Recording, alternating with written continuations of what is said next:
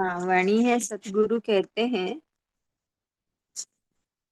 ज्ञानियों में मैं ही हूँ, लेकिन प्रेम मेरा स्वरूप है।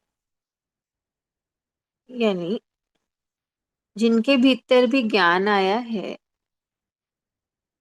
उनमें भी वो परमात्मा है ज्ञान रूप में।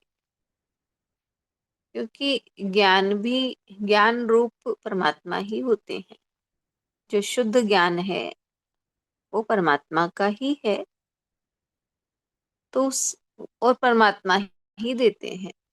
तो ज्ञानियों में भी सतगुरु कहते हैं मैं ही हूँ, लेकिन ज्ञान परमात्मा का स्वरूप नहीं है। प्रेम परमात्मा का स्वरूप है। तो क्योंकि कहा जाता है प्रेम ही परमात्मा, लव इज गॉड। इसलिए जिसके भीतर में प्रेम आ गया, उसके भीतर ज्ञान अपने आप ही आ जाता है। और इसलिए कहा कि प्रेम ही परमात्मा का स्वरूप है। जिसके भीतर प्रेम आ गया वो परमात्मा स्वरूप हो जाता है। और दूसरे शब्दों में जितने सामर्थ्य है,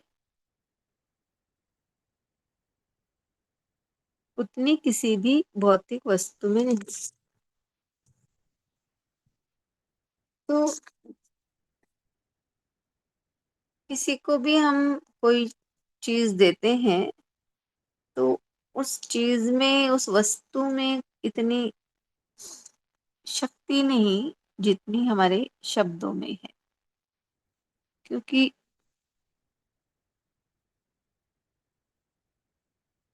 शब्दों में अगर प्रेम है, तो वो शब्द दूसरे के दिल में जगह बना सकते हैं। और केवल हमने वस्तु दी और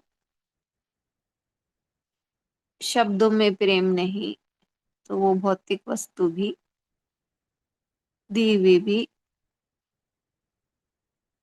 जीवन में या दिल में स्थान नहीं बना सकती।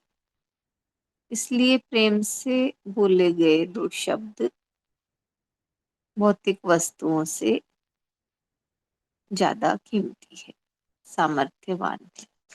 हरी। हम्म।